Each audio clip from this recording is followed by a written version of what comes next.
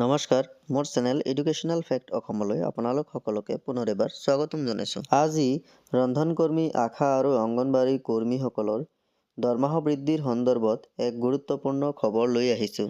আমি সকলোৱে জানো যে কেইদিন পূৰ্বেই অংগনবাড়ী, আশা আৰু ৰন্ধনকৰ্মীসকলক লৈ এখন বিশেষ কমিটি গঠন কৰি দিয়া হৈছে আৰু সেই কমিটিখনৰ এখন জাননী প্ৰকাশ পাইছে।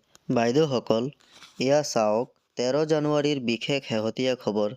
মাঘ বিহুৰ প্ৰথম দিনতে আশা, অংগনবাড়ী আৰু ৰন্ধনকৰ্মীসকলৰ দৰমহা বৃদ্ধিৰ সন্দৰ্ভত অসম চৰকাৰৰ ৰাজ্যপালৰ নিৰ্দেশত হেল্থ এণ্ড ফেমিলি ৱেলফেয়াৰ ডিপাৰ্টমেণ্টৰ ফালৰ পৰা এই ঐতিহাসিক জাননীখন প্ৰকাশ পায়। আৰু 13 জানুৱাৰীত প্ৰকাশ কৰা এই নিৰ্দেশনাখনত কৈছে যে জনসেৱাৰ স্বাৰ্থত আৰু মাননীয় মুখ্যমন্ত্ৰীৰ পৰামৰ্শ অনুযায়ী ৰাজ্যৰ অংগনবাড়ী কৰ্মী, আশা কৰ্মী আৰু ৰন্ধনকৰ্মীসকলৰ দৰমহা বৃদ্ধিৰ সন্দৰ্ভত অভিযোগসমূহ সমাধানৰ বাবে 12 জানুৱাৰী 2025 তাৰিখে নিম্নোক্ত সদস্যসকলৰ দ্বাৰা এখন কমিটি গঠন কৰি দিছে। আৰু কমিটিখনৰ প্ৰথমতে আছে মাননীয় বিত্তমন্ত্ৰী অজন্তা নেওগ ডাঙৰীয়া আৰু তেখেতে হৈছে কমিটিখনৰ চেয়াৰপাৰচন। আৰু দ্বিতীয়তে মন্ত্ৰী অশোক সিংঘাল, তেখেতে হৈছে কমিটিখনৰ সদস্য।